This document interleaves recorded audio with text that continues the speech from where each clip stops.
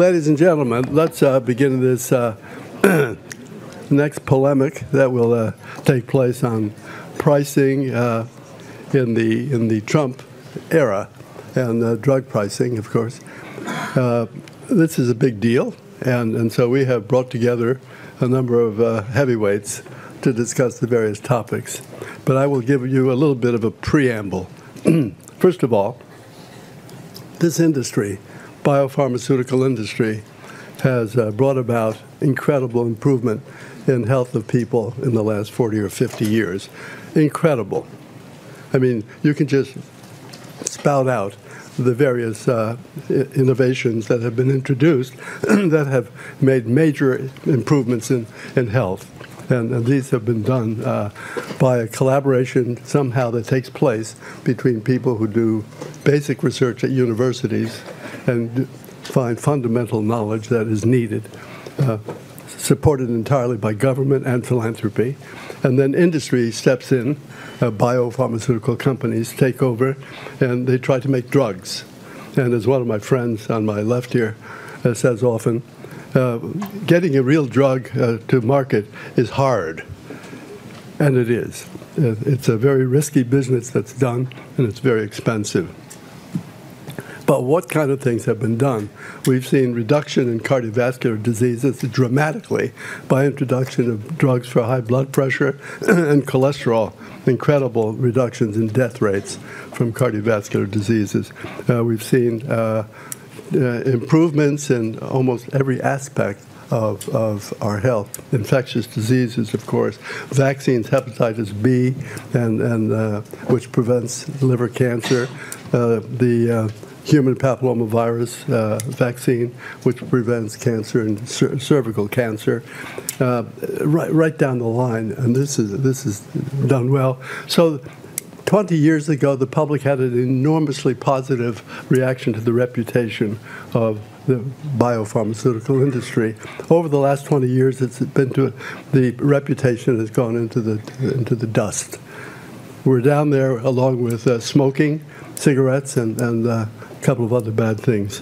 And so, why? And it boils down really to, other than the rogue things that are caught up and where people go to jail, and things like unusual episodes like the Mylan EpiPen pricing, huge increases because it's a product that is controlled by a company where people must have it, and you can put any price on it.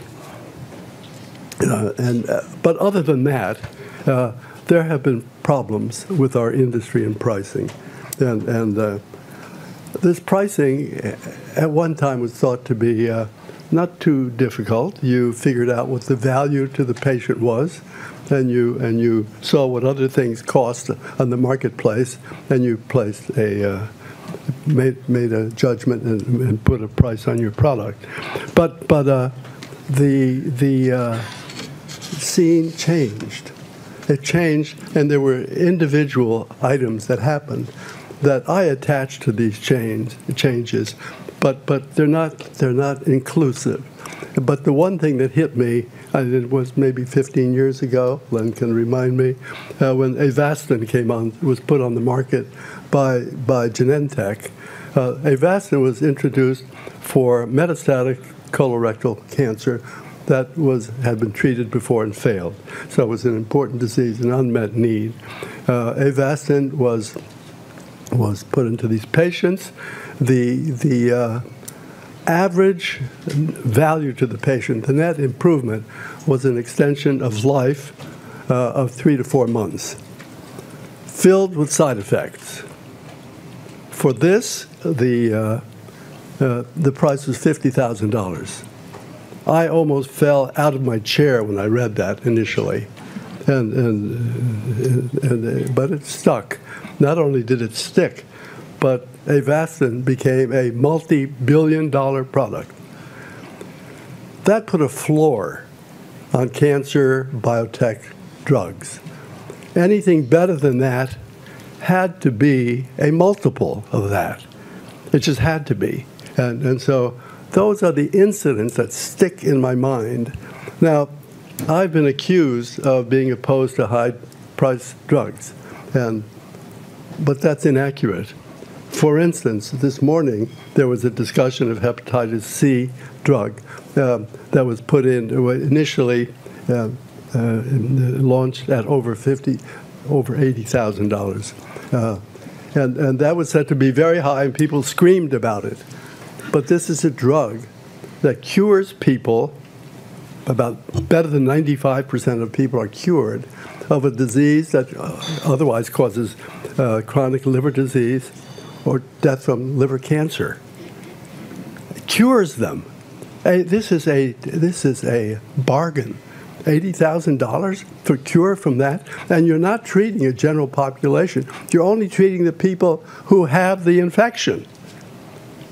HIV, price exactly, I'm not sure, $25,000, $30,000. A bargain. HIV, everybody's going to die. Now everybody who gets a triple combination goes back to work. Incredible, incredible value. Is it worth $25,000 to $30,000 a year? Absolutely. And it goes right down the line. There's some wonderful drugs. However, something else has happened in addition to some abnormal, highly priced launched drugs.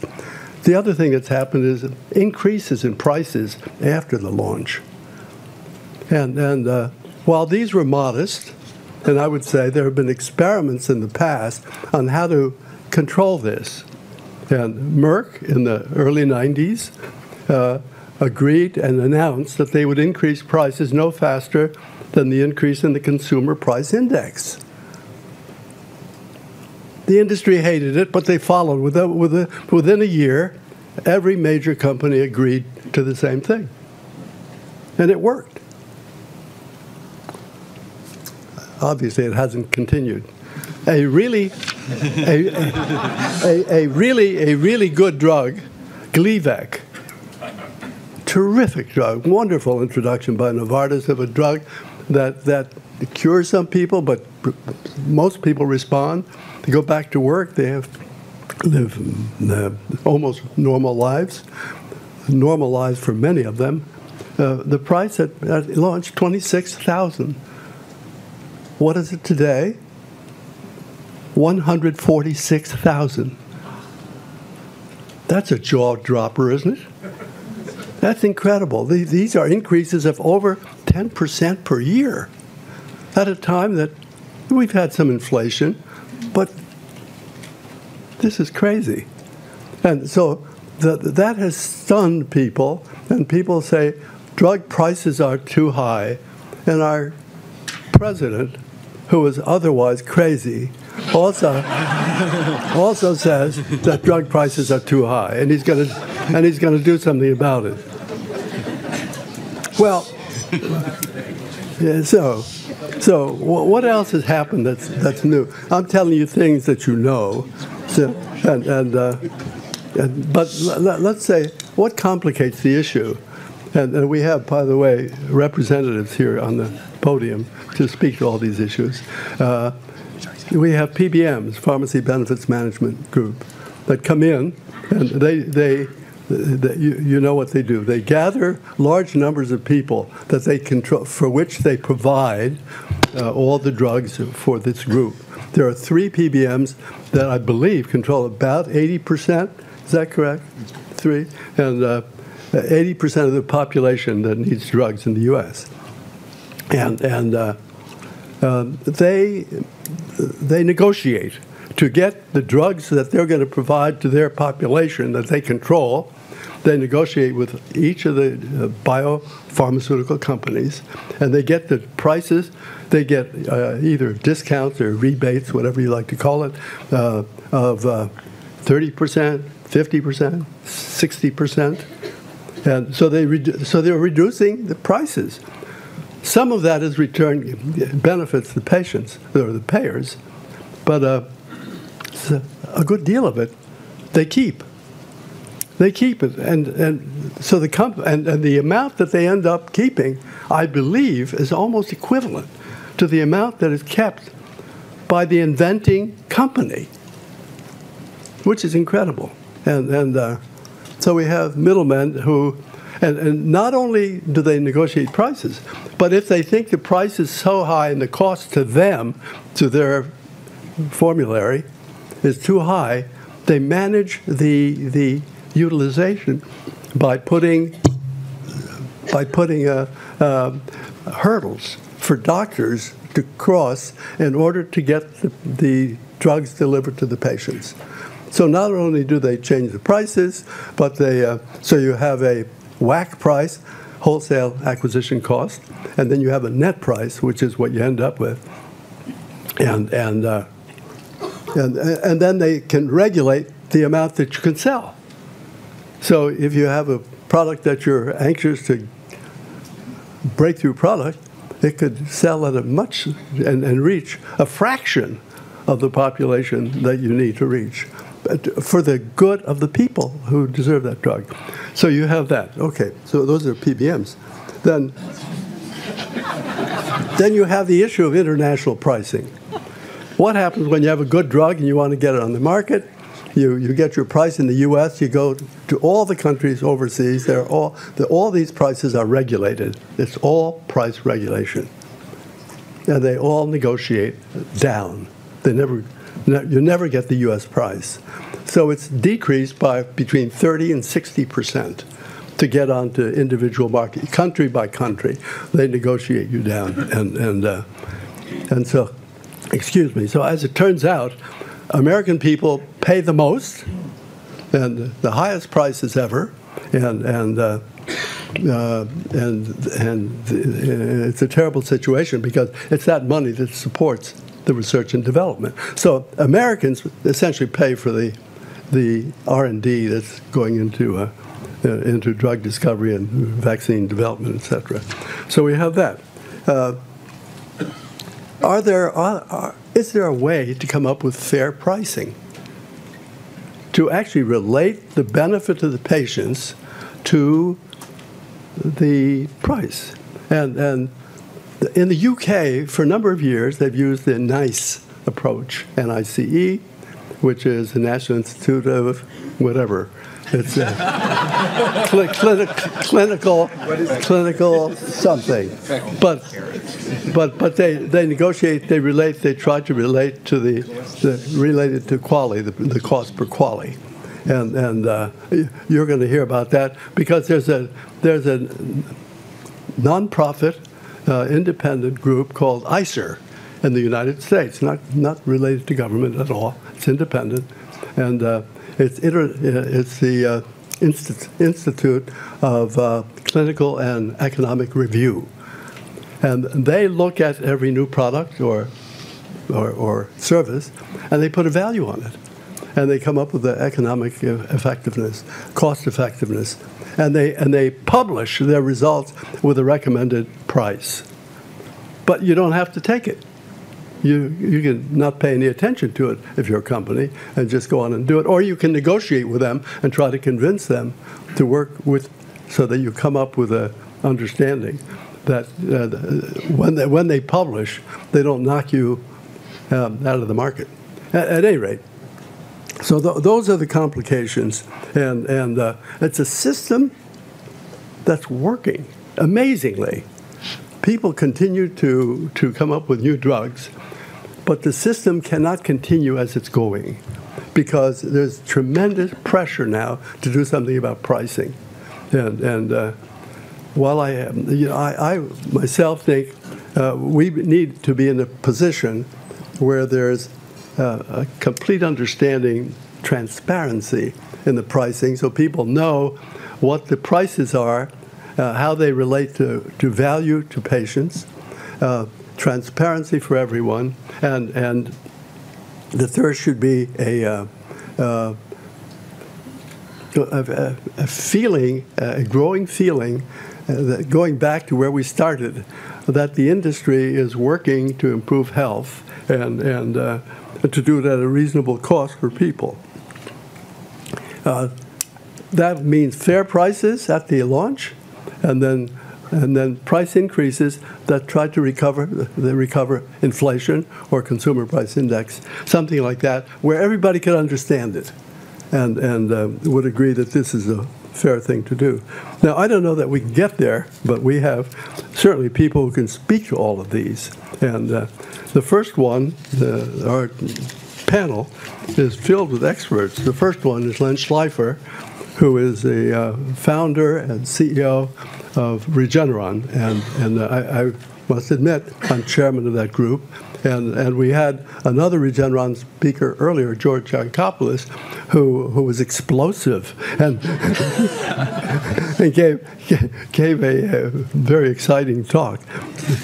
Kept me on my toes, wondering what he was going to say. And but it was exceedingly entertaining and informative. And I expect Len Schleifer is an MD PhD. He trained first at Cornell, then went to University of Virginia for his MD PhD, which he did with Al Gilman, and then he trained in neurology, and he started an academic career in neurology, but within a very short time decided that he wanted to start a business, and he did. That was 1988. That was the startup company. That startup little company has been enormously successful, and there's 6,000 people employed in that company here. And so he will bring the focus on how you price exciting new products and to make it worth it. Because the most important thing is for people to have an incentive to discover new products. That's what we have to be able to guard and be sure we retain. But we have to do it with fair pricing and with the people who look at us feeling that they're getting a good deal for their health improvements. So Len will give us the company. And Peter Bach is director of Center for Health Policy and Outcomes at Memorial Sloan-Kettering. And he's something of a critic of pricing of cancer drugs and maybe other drugs as well. And in 2015, he put out a drug pricing abacus to help people determine fair prices, that which is his focus. He's trained undergrad at Harvard, then an MD at University of Minnesota, and University of Chicago later. He is triple board certified, and he's a real doctor who understands this, and he will talk about his view of fair pricing. Then we have Steve Pearson, who's an MD with a master's degree in MBA, I believe. He is the founder and president of ICER, and he's a good guy because he evaluates the value of products in a technology that he will explain to you, which seems to make sense when you read about it. The objective is to improve the patient care and improve costs, both. And so we will hear from him.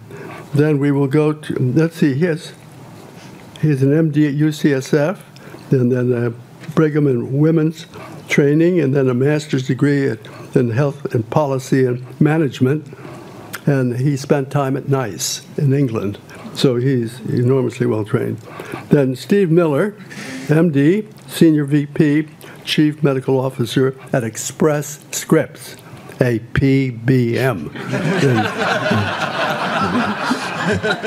So he was trained in pathology, so he's ready. He's used to dealing with very ugly things. And he's then cardiology at UCSF, Washington U. He did nephrology and transplantation work. Has an MBA in addition from Washington U. Since 2006, he's been the chief medical officer at Express Scripts, and He knows the field better than everybody because he knows all sides of it. So let's start. Len, would you start off the discussion, please?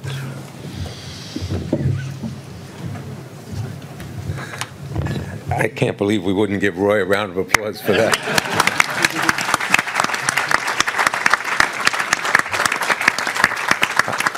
I have the great misfortune to be surrounded by these two Greeks. George Ankopoulos tells me what to do on a daily basis. Roy tells me what to do on a daily basis. I get home, my wife tells me what to do on a daily basis. And the only free time I have to sort of be in control is driving up and back to work. But now Roy has decided I should get a driver. So I don't even get to make that decision anymore. Roy told you his philosophy about pricing. Roy was one of the most admired CEOs in the world when he ran Merck. And he came out of the research organization first. He was a member of the National Academy of Sciences. And he set the standards for how companies should behave, what the standards are for philanthropy, what the standards are for keeping the patient first. I only have one wonder about all of Roy's philosophies. I've adopted 99% of them, which is he believes that his management philosophy is to get the very best people, put them in the job, and let them do their job. Leave them alone. And if they're not good enough, get rid of them. And what I can't understand is why he calls me every single day. Which is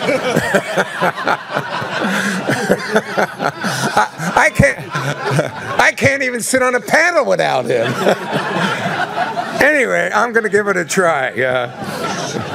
So Einstein said that if he was given an hour to solve the world's biggest problem, to save the world, he would spend 55 minutes defining the problem and 5 minutes coming up with the solution. And I think that I only have 9 minutes, maybe I'm down to 8, and so I'm going to try and spend 6 minutes trying to define the problem. And the problem of drug pricing. What really is the problem? And when I realized and started to think about this, it's actually, it isn't one problem, because it's depending upon your perspective, it's a whole bunch of different problems. If you look at it from the perspective of the most important stakeholder in the whole chain here, the patient, the problem is that they either can't afford to pay for their drugs, or get the insurance that pays for their drug, or pay for the copay that gets their drugs, or if they have all that, they can't get access to the drugs because somebody's making a decision somewhere other than their provider that they really don't need that drug, that they should take a more toxic drug because it's a lot cheaper. So from the patient's point of view, it's really an affordability problem and an access problem. From the provider's point of view, that is the doctors, there's many of them in the room, on the panel. In fact, I think everybody on the panel is a physician. The problem of the physician today out in the real world is one of access for their patients. It's also affordability for their patients, but it's also paperwork. Would it surprise you to know that the forms that it takes for our new drug for cholesterol lowering sometimes are 20 pages, 30 pages, rejected, documentation sent back? The payers know exactly how many people will give up based on what they put these questions in. These aren't done by accident. This is all highly calculated, I would submit. Maybe Steve could tell me otherwise, but I don't think so. The providers are frustrated by this because they went to medical school and they wanted to write a prescription and expect that their patient could go get it and the patient could afford it. So that really isn't, that's the problem as they see it. Now, from the payer's perspective, their problem is a per member per month problem. That is, what does it cost me to deliver what I'm obligated contractually to do, which is provide a health benefit? In this case, we're talking about pharmacy benefit. How much is it costing me every month? So it's a cost problem. And what does that beget? It begets pharmacy benefit managers, because the HR person doesn't really know how to do this, so they band together and they get the pharmacy benefit managers. And from their perspective, it's these greedy pharma companies who are raising prices like crazy, and they brought it on themselves, and they deserve what they get because they behave recklessly, and we're the only people that separates them, their behavior, from people not being able to, even worse, get drugs at all. So from the payer's point of view, view, it's a cost and a cost containment perspective, and to try and rein in the abuses. From a policy point of view, represented, let's say, by Dr. Pearson, it's how do you come up with policies that make sense, that allow us to make rational decisions? And it's an admirable goal. But Pearson and I have done battle before, okay? And I can tell you that in some cases, you can drive a Mack truck through the assumptions that go into these value calculations. It isn't a great science yet. I commend him for what he's doing. He's trying to turn it into a science.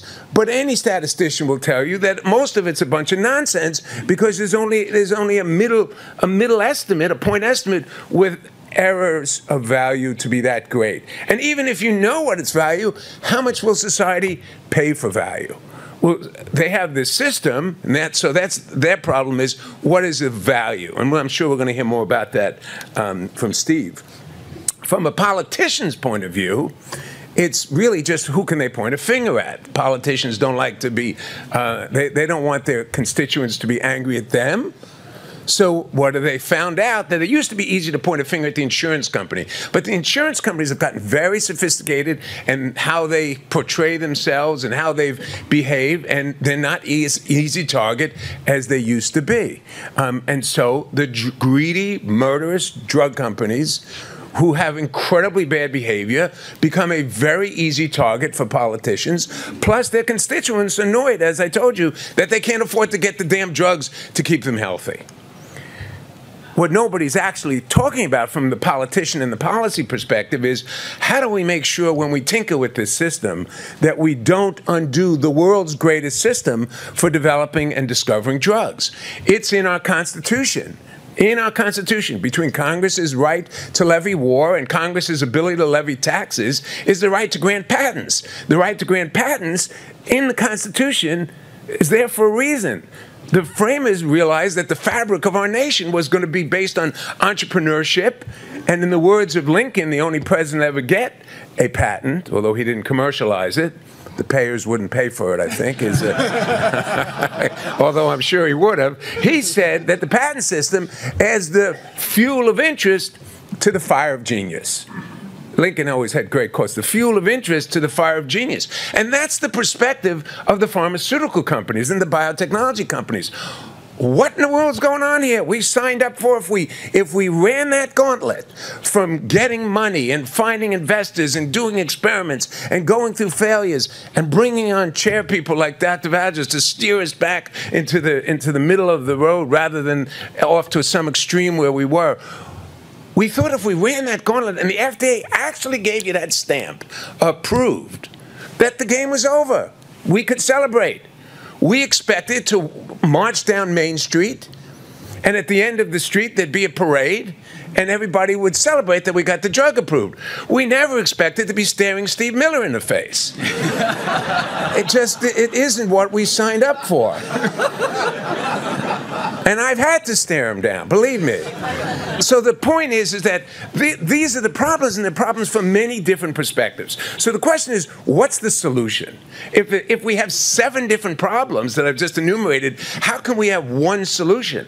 And I don't think we can have one policy solution. I think we have to have a market-based solution. I think that we have to increasingly be vigilant about the behavior of all players, including the greedy pharmaceutical companies who think they're entitled, as I said last year, to a fraction of the GDP, which they're not, who think they're entitled to, because they had a drug failure. A company very recently who had a big drug failure and missed their earnings decided that raising their prices by 20% could plug that gap. That's not right. And so the point is that we have to be, a market-based solution will punish bad behavior by exposing it, shining a light on it, writing about it, complaining about it, threatening to change the law about it, locking up the really egregious people, but will also reward the good behavior.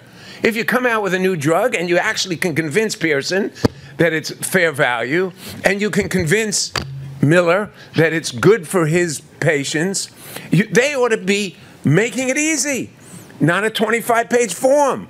A 2-page form. A doctor writing an attestation that the patient really needs this drug. So we need to, my solution, it's market-based because there's too many problems for one policy to solve. We have to keep punishing the bad behavior and really aggressively rewarding the good behavior. Thank you very much.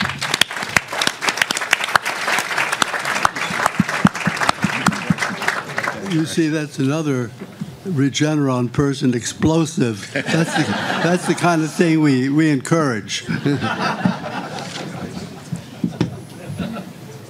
Okay, Peter. Okay, Peter. Thanks, Roy. Yeah, I have to say I would pay money to see a meeting between you and George. So, and also, Steve, thank you for coming. It's fun for me to not be the most hated person on the panel.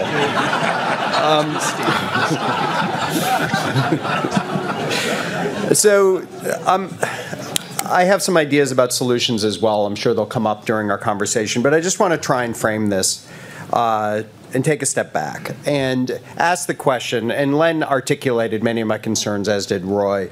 But I think we're caught, if you will, with some conflicting narratives, I think, around whether or not this current system functions well or close to well. And that drives us to, if you will, different conclusions, whether we need tweaks, small things like just get kind of a hold on drug price inflation, or much larger things like completely reshape how we price drugs in the first place, never mind middlemen and things like that. And so I think, the work that I have observed, some of the work that I have done looking at this space for a while has convinced me of a couple of things. That well-functioning markets tend to have prices, products clear in the market at prices that reflect their value to customers, and healthcare is a system which can never fully achieve that goal because of layers of insurance, PBMs, lack of opacity, and things like that. And that has led to prices of current drugs being unable to be linked to the value to patients no matter how you define value. You can write any equation you want. One of the things that comes out of the drug abacus that leaps off the page, or in this case, off the web page, is that you can't figure out an equation for value of a product that makes the current prices make sense. And you can't look at current trends in prices either and have them make sense. We had work showing that the price per quality-adjusted life year in oncology has gone up about 5-fold adjusted for inflation over the last 20 years, from about $50,000 to $250,000. As Roy points out, a price increase in something like Gleevec of 3-fold or 4-fold, I think you cited, doesn't make any sense when the product is exactly the same, right? It can't incrementally get better while it's also exactly the same. But the other challenge is, and I think you brought up hepatitis C and you brought up the HPV vaccines as well, it really depends on how you view the end goal of this system. And there's, of course, a trade-off between the wealth transfer that is healthcare in general, that has made all of us in this room wealthier than the median person in this country.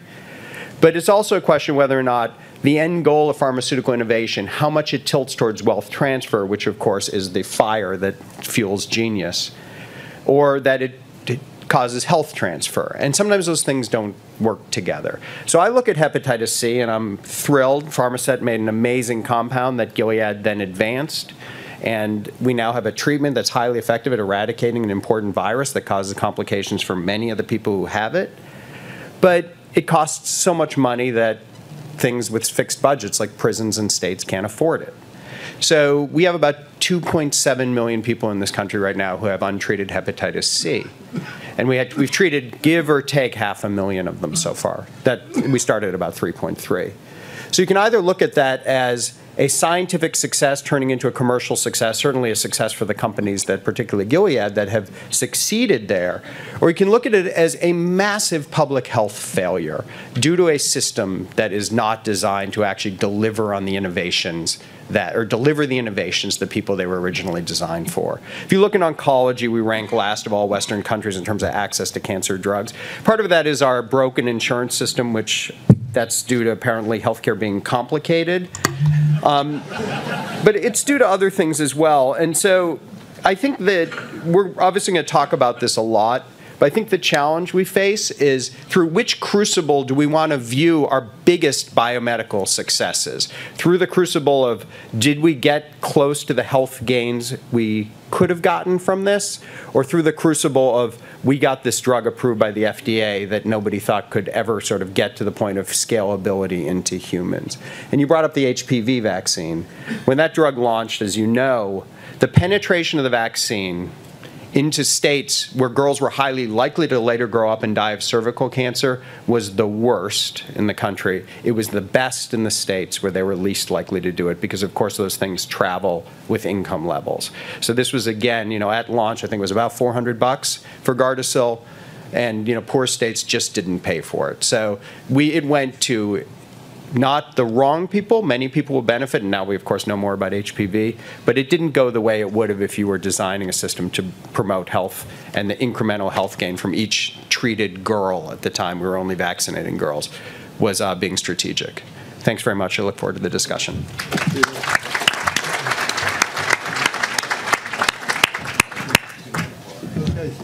All right, thank you.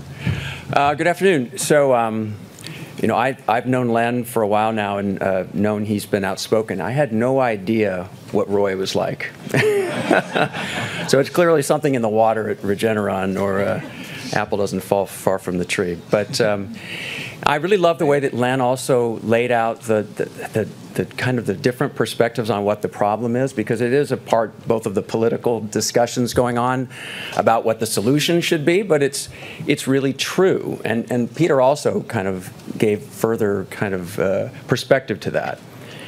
I would also add one more to that, and that is, if you had been working with a Medicaid program or the VA at the time the hepatitis C treatments came out, you would have felt a deep angst that they felt. They knew they had a brilliant, innovative treatment.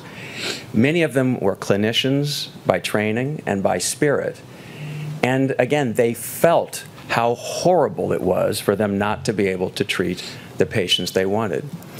They also felt that there was a bit of a kind of a misguided sense that we have to rush to treat everybody all at once, that's the American way. We would never kind of prioritize because that's not what we do.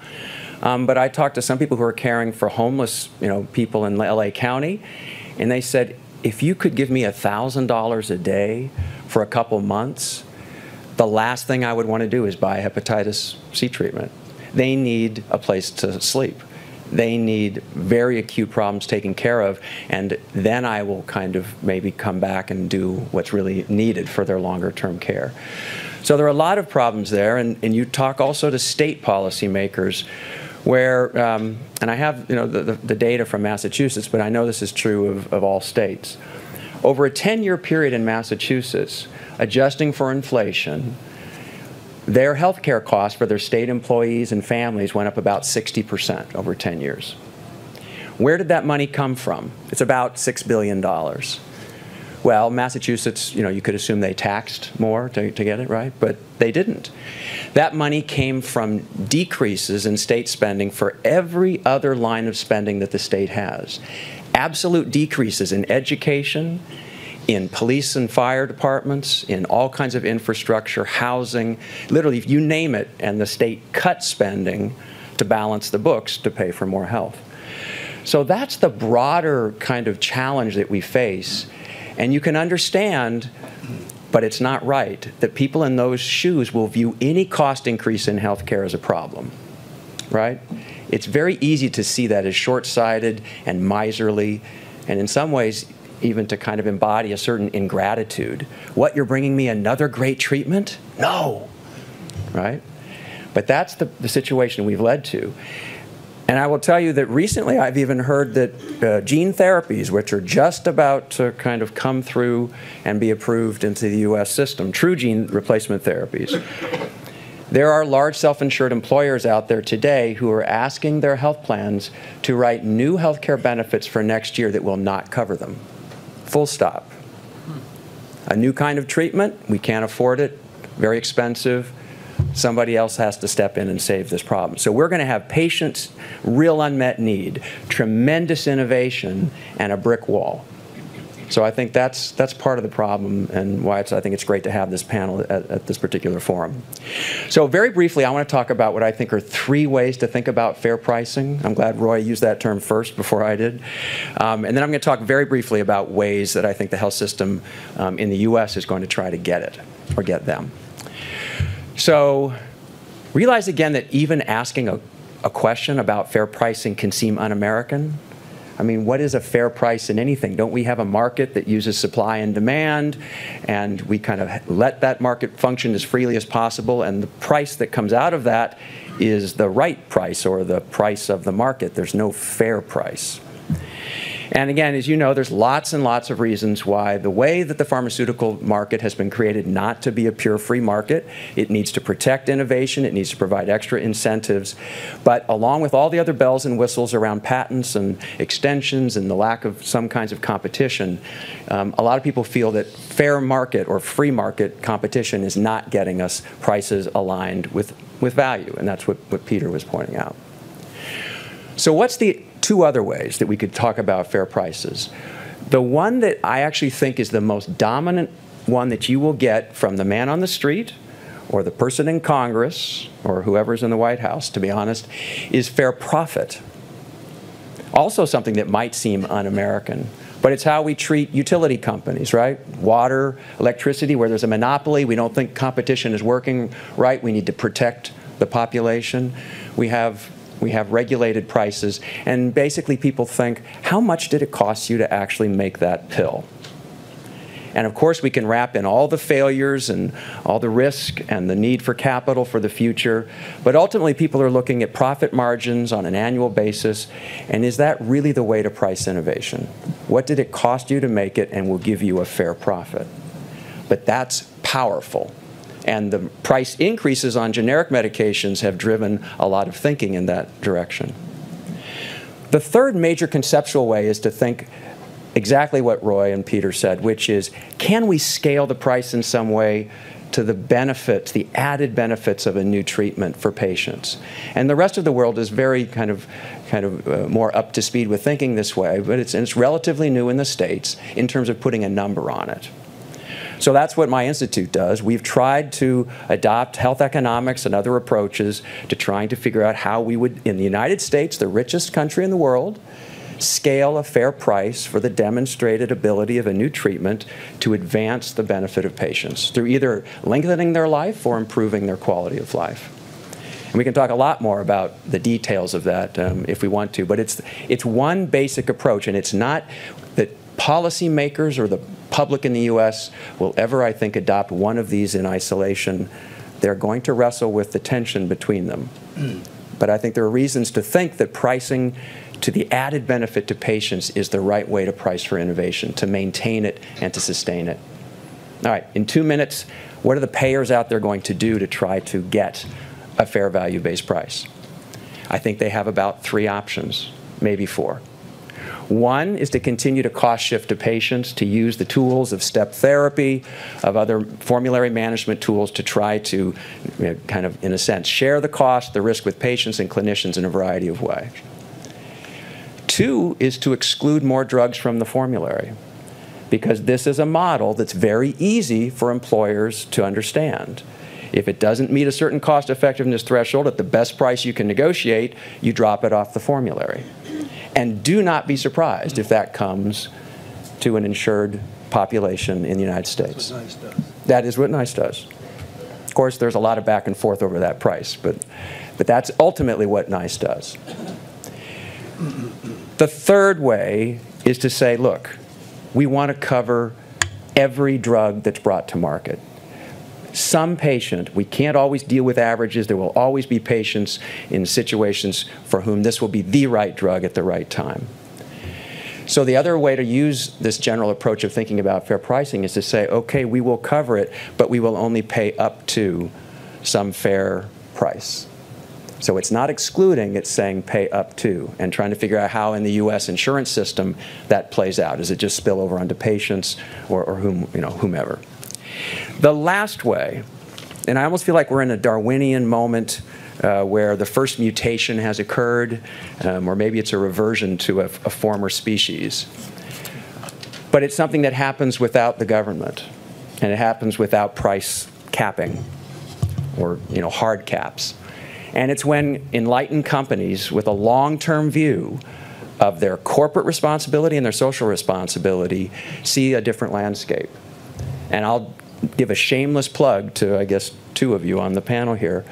But basically, when a company like Regeneron and Len came and was very thoughtful in working with us before they launched and thinking, and they had been thinking themselves, obviously, for quite some time. But they took very seriously the idea of pricing in alignment to value in a way that would muster up to the public's ability to see transparently where the number came from. So they didn't just say, we priced it because it's good for patients and society. They said, we'll price it here. And believe me, they could have priced it higher given the benchmark psychologically in people's minds. But when they did price in alignment to value, and Steve Miller may say more about this, the responsible nature of that triggers a responsible reaction. And if it doesn't, that's that Darwinian moment, we're going to lose the opportunity to have our country have its own way forward here. So I'm a big fan of the idea of publicly available, independent evidence analysis to drive the private market to be able to do the right thing and to create an ongoing ecosystem that will support the kinds of innovation that companies can bring to market in a way that the U.S. public can afford and will support. Thank you.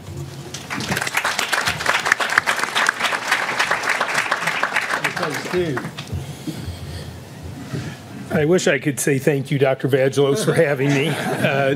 So as the most hated man in the world, or at least in this room, and the only payer that's in the room, as you know, I come from Express Scripts. Express Scripts is one of these evil PBMs.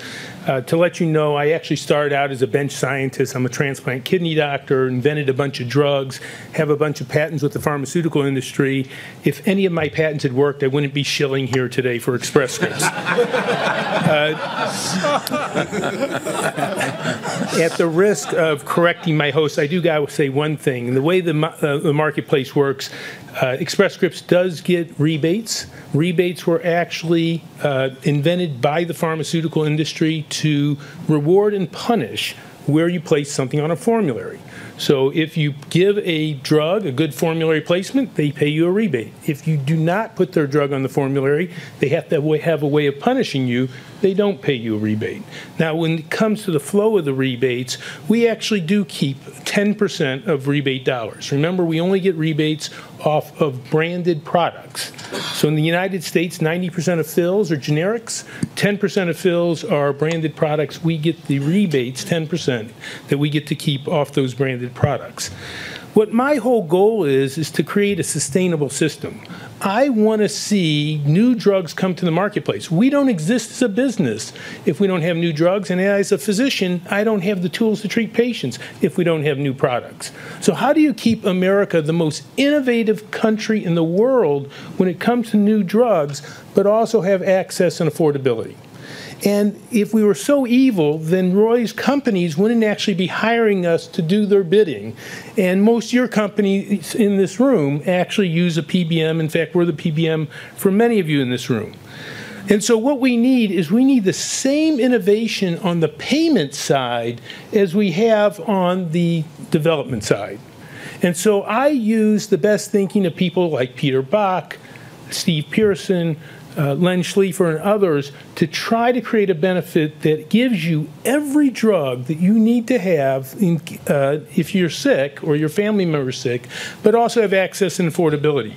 And so now we've been moving the bars. So for instance, with rebates, we now have the ability to give those dollars back to the patient at the point of care. So we don't care where it's paid to. We don't care if it's paid back to the plan sponsor or to the patient. Rebates can go to wherever the plan chooses. Most plans do not choose to give it back to the individual patient. They use it to lower the cost of the entire premium for everyone and not those 1 or 2% of patients that have the high premiums. I will tell you that I have real concerns about high deductible health care. High deductible plans are designed for rich people and sold to poor people. You and I in the room have a couple $1,000s in the bank. We can actually pay that high deductible. The vast majority of Americans don't. And when they buy their health care, they're just looking at what the monthly premium is. The cheapest premium is for the high deductible health care plan. So it is rich people who should have them. It's poor people we sell it to. And that is really creating a horrible system. We have got to migrate this system to do new things. For instance, we're working with pharmaceutical manufacturers on something Peter thought up of, which was indication-based reimbursement. If a drug works really well, the pharmaceutical company gets one price. If the drug doesn't work particularly well, the pharmaceutical company gets a different price. It's going to take a lot of regulatory changes to make this work for every type of payer, but we can now do this in the commercial marketplace. We're doing value-based pricing, as Steve Pearson talked about, where we're actually doing things above and beyond to add value to patients more than what is already out there. Let me give you a great example. When we treated hepatitis C, so I was one of those that really complained about the price of hepatitis C, we chose a product that was a little less convenient, Vicarapac, because it was really, really inexpensive for our plans. The big concern was you had to take it twice a day for 84 days and the patients wouldn't be adherent. We guaranteed the adherence of the patients, which means we had to innovate. We had to develop predictive models where I could predict which patients would take their hepatitis medicines, which ones wouldn't, and be able to treat those patients specifically with apps, letter campaigns. To be very frank, I got the drug so cheap I could have taken a nurse and sent them out to the house and forced the pills down your throat to take it. We had adherence rates that were unheard of even in the clinical trials. So we had adherence rates that reached almost 95%, which was better than the clinical trials. And so indication-based pricing, value-based pricing, and as we move into the era of gene therapy, we're going to have to think about even more innovative things like amortization across years and portability.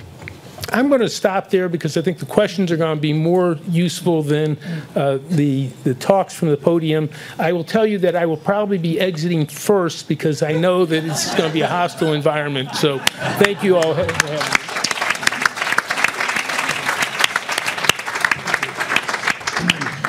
Great, thank you very much, Steve. Okay, so we have an open forum now, and I invite questions. I just have one for Len. How do you look at drug pricing yourself? Take an example and lead the group through how you thought about it. Okay. This is a biotech, important new drug. Yeah, I mean, I will, for convenience sake, since people know a lot about it, use the drug that Steve Pearson gave as an example, which is our new drug for the treatment of atopic dermatitis, which was invented by George and his team after decades and decades of work. Atopic dermatitis is not just a little eczema. Atopic dermatitis is a terrible, terrible disease where people, in the worst case, they really just can't get out of the house. I've known people with bad atopic dermatitis, they scratch and bleed so badly that when they travel to a hotel, they bring their own sheets because they're too embarrassed to leave the bloody sheets in the hotel. It's a devastating disease, and there hasn't been a treatment for it in 50 years, really, other than topical steroids and then systemic immunosuppression.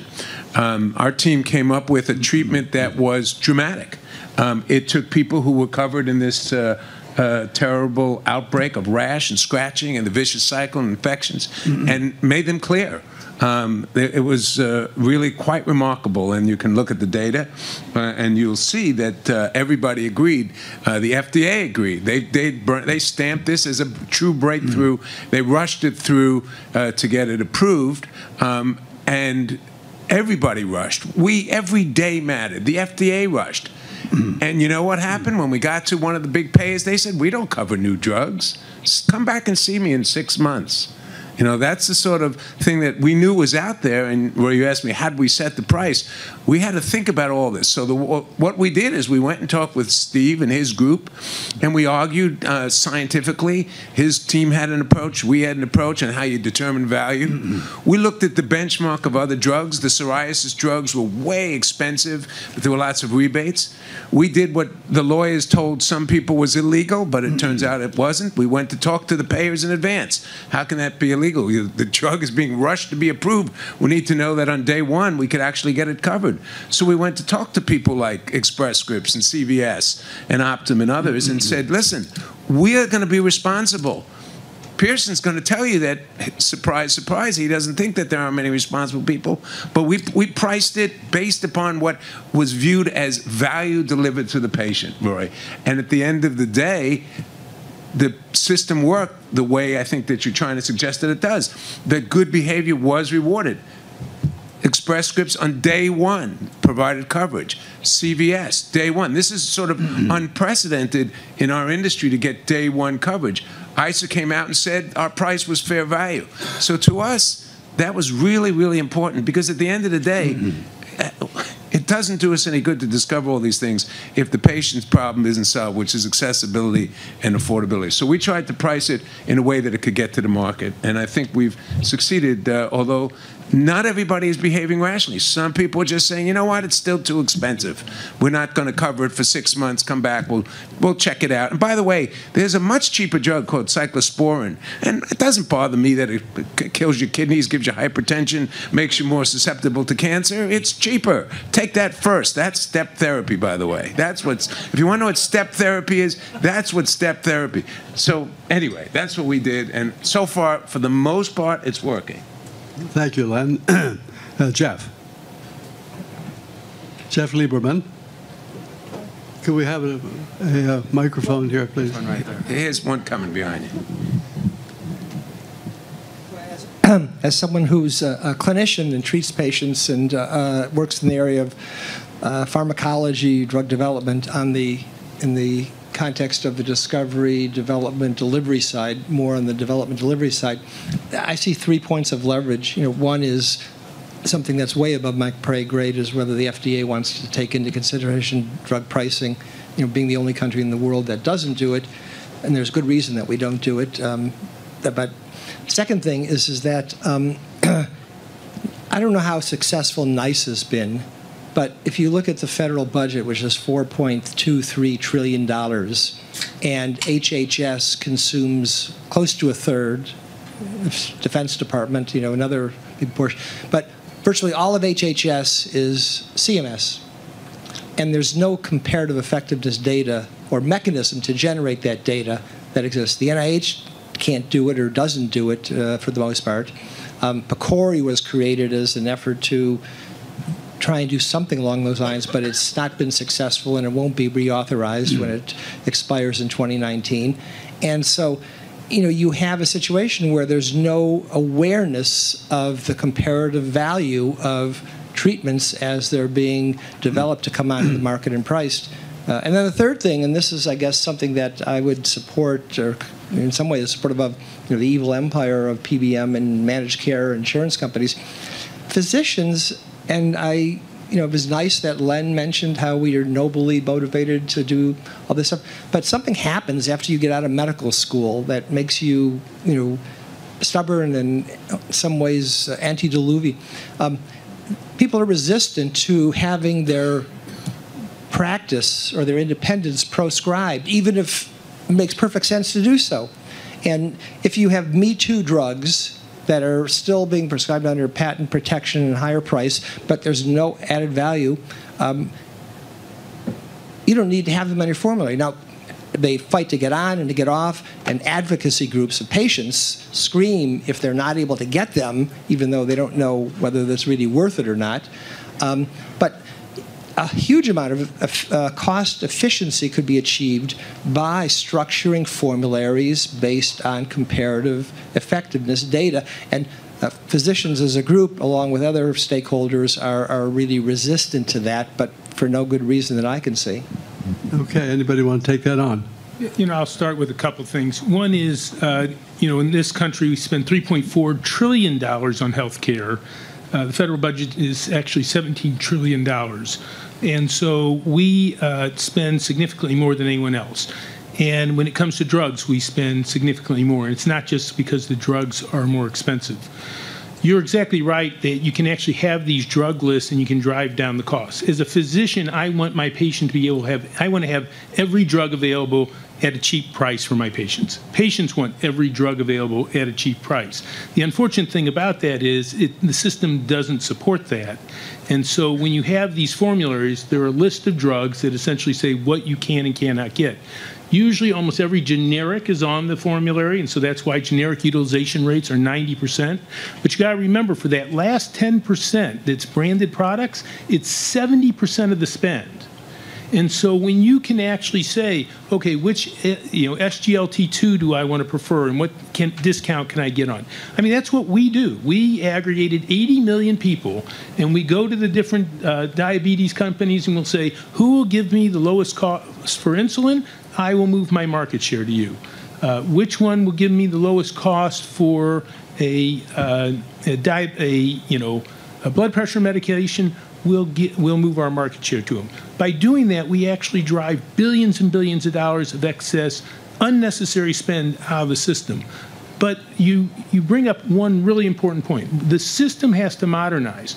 We now have most prescriptions coming electronically. We should also have prior authorization electronically. It should be mandated to be electronic.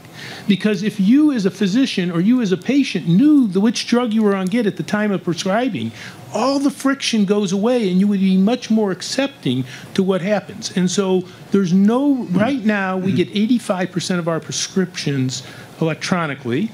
The biggest gap is actually narcotics. Only 14% of narcotics come electronically, and that's a whole different topic that's led to support the opioid crisis. But if you made electronic prior authorization also required, you would see that much of the friction would go away. Just a short comment about comparative effectiveness. It's easy to think that that's all we need for decision. Was this on? Oh, it's on. Good. But a couple things about the idea of comparative effectiveness is that often when drugs have been approved by the FDA, they've only been compared to placebo or to best usual care and maybe not to another active drug that would be viewed by a clinician as a potential competitor.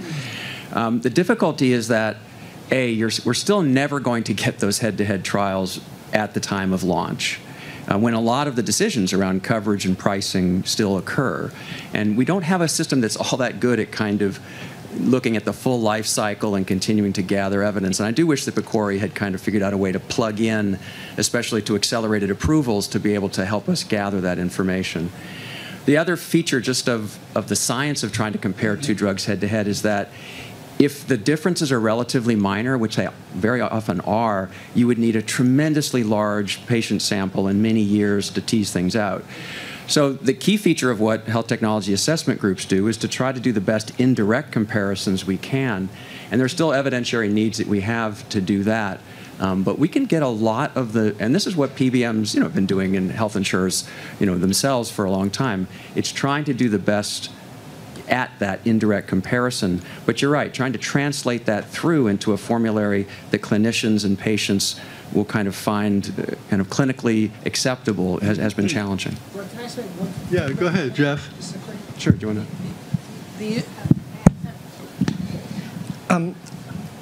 to? The way it's structured, everything gets pushed to phase 4. So you've got a choice between either pharma doing phase 4, comparisons to their competitors that they want to design a study to favor the outcomes to show their drug to be better, or you have a PCORI type thing, which, as you said, has been not very successful.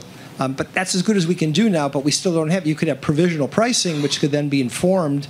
And in terms of the numbers you need and the time you need to get the answer, Rob Califf, who unfortunately had a relatively short tenure at the FDA, has really pioneered very creative approaches to kind of seeding clinical practice with mechanisms by which to acquire, if not, randomized controlled trial data, at least quasi-naturalistic data that can be informative. And so we don't use that. That's not sort of factored into this process. Good point. Okay, how about Ron here? Thanks, and thanks for very interesting comments. Ron Cohen, Accorda Therapeutics. So, in listening, and I've participated in a lot of these conversations and listened to a lot of them enough so that I hear the same themes again and again, and so have you all. A couple of things, in particular, leading to a bigger question. So, for example, Steve, when you were talking about assessing the value of by profitability on a given drug, what I will tell you as someone who's on the other side of it is, I think that that's actually just the wrong way to do it. And the reason it's the wrong way to do it Steve is, said that. That's what I said. He what? said that. Oh, you did say it was the wrong He way. Okay, good. specifically rejected that model. Good, then you did reject it. Then I'll just move on. You know, it's point. never been so easy for me to win a point as it was just then. So, but thanks. So the big question is this. It's starting to feel like we are doing there's this classic term called bike shedding. I don't know if any of you ever heard it, but apparently it was first used when there was some big committee to build a big nuclear power plant. I mean, massively complicated issue. And it was noted that they spent days and days and days on the design of a bike shed for the employees to put their bikes in, rather than on the issues of sort of the water systems and the uranium and sort of the actual plant. And what they figured out was that they had defaulted to that because dealing with the real issue, the big issue, was so complicated that it was much easier for them to make progress on the bike shed. And I get the feeling that we do a lot of that in these conversations. We wind up focusing on the title here, which is drug pricing, okay? As opposed to the context, which is healthcare and the provision of effective healthcare in this country. So if you look at metrics, right, and people say, well, why are drugs so expensive here relative to Europe and Japan? Well, very few people ask the companion question. Why is all healthcare much more expensive here than it is in those same countries? And if you do the analysis, drugs don't stand out as being particularly egregious. Drugs are 2, 3, 4 times as much. So are surgical procedures and hospitalizations and doctor visits and diagnostics, the whole thing. So right away, there's I think, a fallacy in the way in which we approach this discussion, which is that we focus only on this discussion rather than the larger context, which is a lot of the distortions that we and that you have been discussing within this system are related inextricably with the distortions and inefficiencies of our entire healthcare system. Because let's face it, money is fungible, right? So if you're paying for if you're paying 4 times as much for hip surgery, that's money you don't have to pay for a Hep C drug. So there are choices inherent in that. Where in this conversation should we be dealing with the big picture, which is, it's not drug pricing, because everywhere you look there are distortions. And Peter, a couple of years ago I asked you a question about Sloan-Kettering and other hospitals. But for example, and not to pick on hospitals at all, but just as an example of how it's pervasive throughout the entire healthcare system, this week the Moran Company published a report.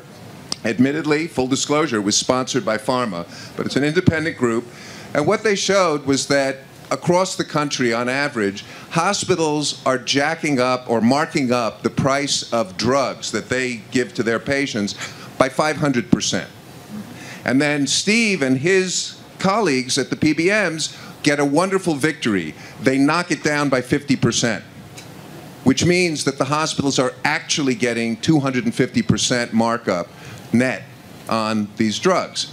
So, and that's, so I mention that because it's fresh and it's new, but I think that's just one of millions of examples you could give of the distortions in the system and the fact that the dollars are flowing into various constituencies' pockets, including pharma and insurance and PBMs and pharmacies and distributors.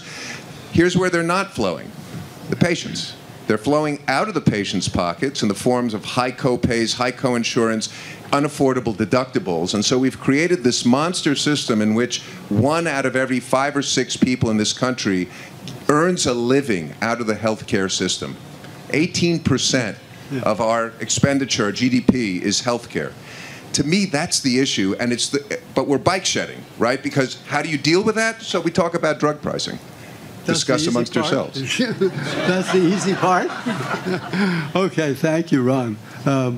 Mike Rosenblatt has a comment or a question. Yeah, I want first a comment. Is this on? Yeah, yes. A comment, and then a question. I think it pays to remember that most of this discussion is of the price on day one. And that's the sticker shock that everyone experiences. That's what many payers, including state health systems, experience. But if you track the price of a drug over time, there's usually a very big fall when the fast followers come on. This was the case with Sovaldi. It dropped 40 to 60%. Actually, it's cheaper now in the US than it is in Europe. And then, of course, it goes off a cliff 10 years later when the patent runs out. So there's no other part of the health system that does that. Doctors' fees don't go down. Last time I checked, hospital fees don't go down. All of this. So that's just a note to remember.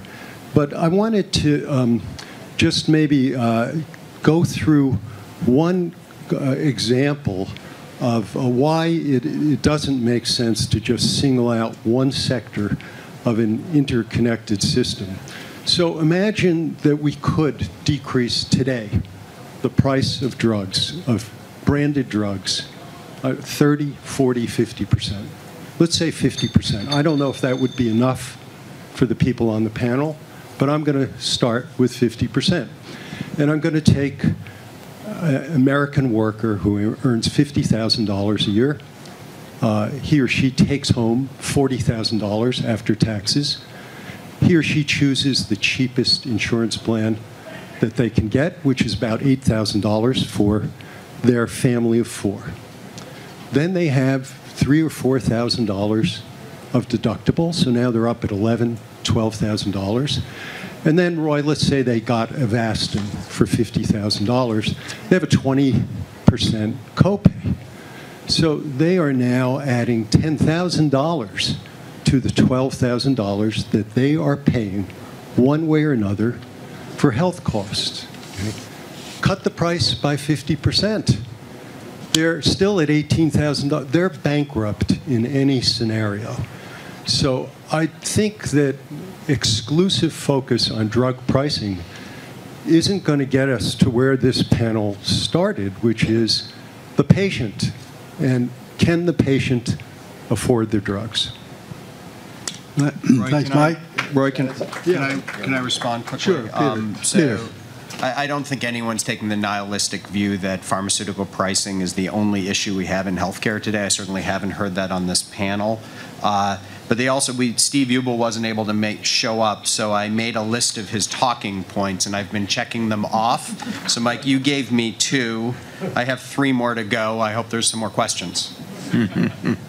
I will say one thing, though. Remember that pharmaceuticals is the #1 touch point in healthcare. You go to a doctor twice a year. You go to a hospital less than once a year. You use your pharmacy about 12 times a year.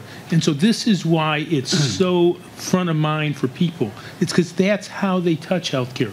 But in America, we don't have a shortage of money. We spend $3.4 trillion. We waste $1 trillion. The trouble is, pharmacy, to be very frank, is the only managed part of healthcare, as you point out. And so that's why pharmacy rates are actually going up slower than anything in healthcare today. Yeah, well, I'd like to respond, which is, of course, in Europe, there's no copay. And by the way, there aren't PBMs here. That's right, and there's also there's less profitability for the pharmaceutical manufacturers. And great comment. I would also say that if we don't talk about both ends of the spectrum, prices and costs, not just within drugs, but across the whole spectrum. And believe me, there are meetings all over the country at which the payers and the employers are trying to figure out how to stop unnecessary testing and keep patients out of the hospital. And they've been able to figure out how to pay their hospitals and doctors so that they at least have some reins around shared savings and can work together on that. And they've been struggling to do that with the pharmaceutical industry. So it's one reason that there's just a kind of a structural difference. But if we don't assume and demand that with responsible value-based pricing, we have serious movement towards making these more affordable for individual families, we have lost the game before we've started. That's exactly right. Yeah, and I think it's kind of bold to think that we can do something about all of healthcare costs, although we are probably the catalyst in reducing costs when you come up with overall costs when you come up with a life-saving drug that works well, and like hepatitis C drug, which was the objective of a lot of the discussion today. There's a question back there. I'm Viviana Volta. I'm a postdoc at NYU Medical Center. I hear a lot talking about, comparison between pricing here in U.S. and in Europe, but I don't think you really can compare the two things, because here, healthcare is a business. In Europe, healthcare is a government service to the citizen. So you cannot compare the two things. You can argue about which one is the best, is the most fair, and blah, blah, blah. But it is true that most of the innovation comes from the U.S. and not from Europe, because the drug pricing is the engine that moves the innovation here in the U.S. And that's what we want to. That's exactly what we need to preserve, no matter where we come down on everything else. And so if you want to really take Europe as an example, I think it would be better to think about how doctors handle diseases in Europe. Like, they first try to change the patient behaviors. Like, I don't know, if you have high cholesterol, you just change your diet, for example, and then as a second course, you use a drug. But that's one of the greatest fallacies ever propagated. Diet doesn't do very much to lower cholesterol. No. Not saying that dieting isn't good for obesity and other things, but it's one of the greatest fallacies in the world that compared to a pennies a day statin, that is crazy. So, I mean, I would be, but behavioral changes, you can do it. And also you can do research, maybe not companies, but research to understand, the root of the problem instead of making drugs that just cure the symptoms, If we don't, I mean, the biggest picture of all here is, we have Stanley Pearson sitting in the audience, a Nobel Prize winner, and he's working with a company trying to come up with a treatment for Alzheimer's disease. If he or one of the 100 other enterprises that are working on this don't succeed, do you realize that our whole conversation is just unimportant? We are going to drown. We are going to drown in the cost of caring for all the demented friends of mine. Certainly not Roy, but some of my other friends maybe, but perhaps myself.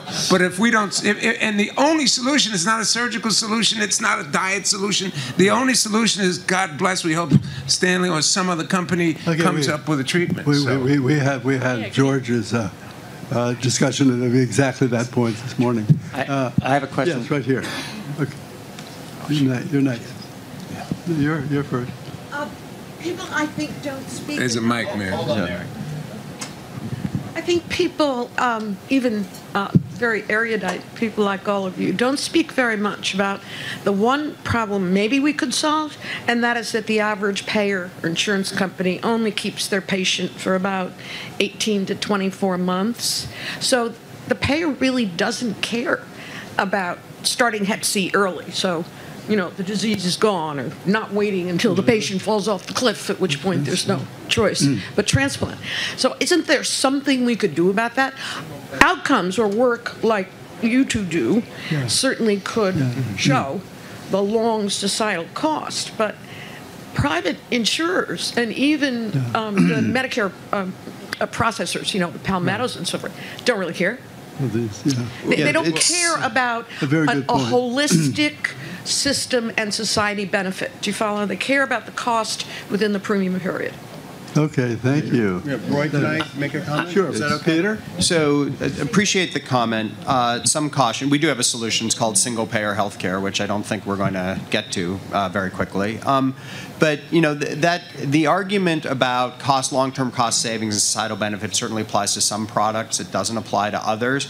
So I think if you sort of work through the problem, that it wouldn't necessarily even cut the direction I think you assume. So right now out, payers are contracted entities to deliver certain healthcare benefits, and the problem, I believe, and what Steve Pearson is trying to solve to some extent, is to get these things priced to their value, at which point payers should be contractually obligated to not only pay for them, but not burden patients with high costs attendant to them. And that would solve these other problems naturally. Yeah. Thank you. Thanks, Peter. I hope Yes. this isn't going to make me too unpopular. I'm Michael Aberman, and I'm a CEO of a new startup biotech. Len mentioned something that was pretty glossed over, that Revlimid increased its price by 20% this week. And this has been on the market for a long time. It's a pre-Galien winner. We're here at the pre-Galien Awards to celebrate innovation. And we talk about a market-based solution. Martin Shkreli was run out of town based on his price increase. The cost to society for that drug wouldn't have been the cost. What is 20% of Revlimid going to cost society? So where is leadership that Roy showed 20 years ago? Where are all the CEOs to stand up today, right now, and say they'll stop this practice? I'm calling on you all to stand up and do that. I'll do it. My drug's not going to be on the market for 10 years. I'm with you.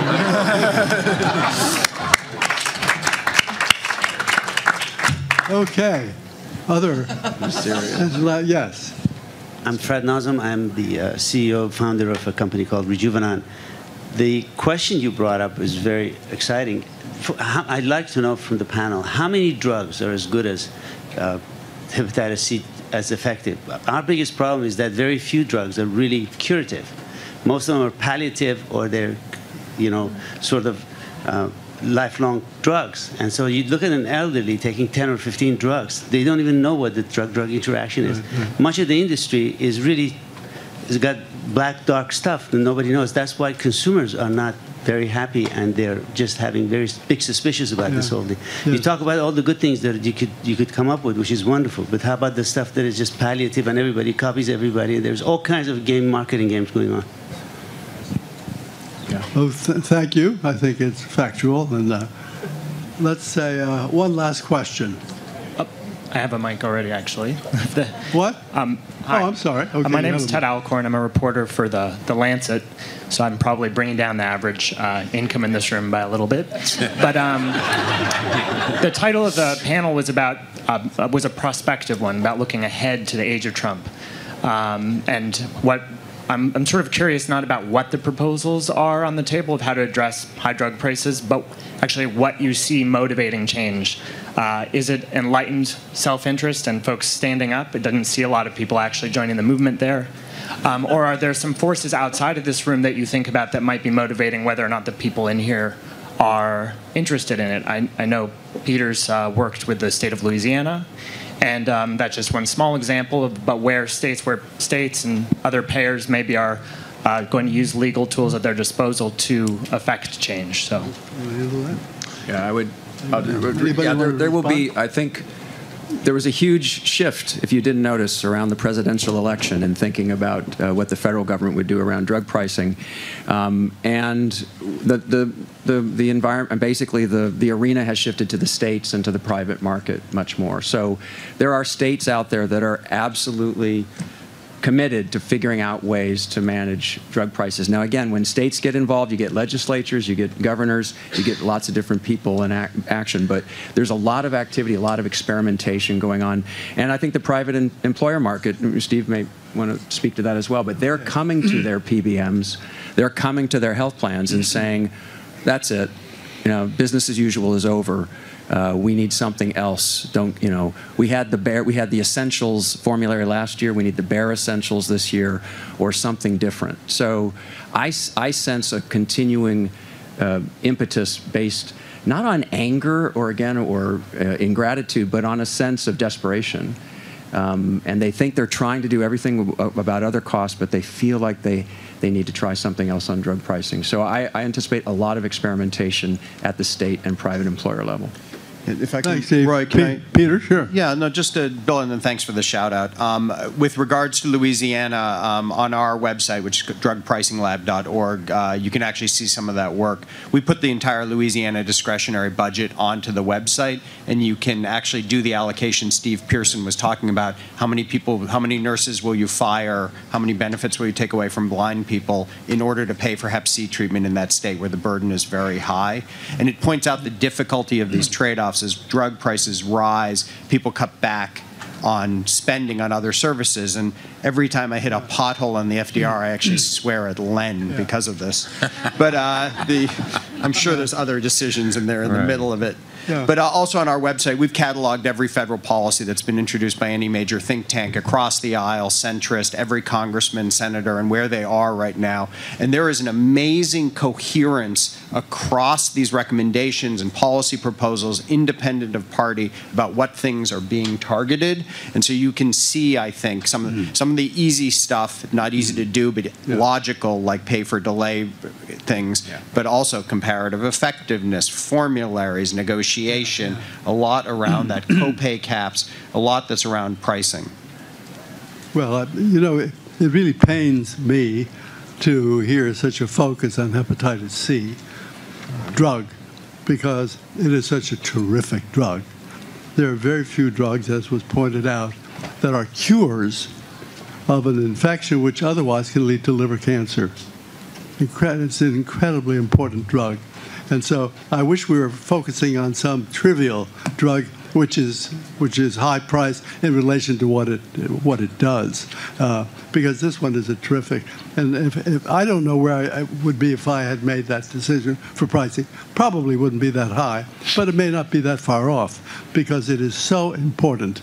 And that's what we don't want to lose in the actions that we want our politicians, or will allow politicians to do. We don't want to lose the incentive for doing great drug research.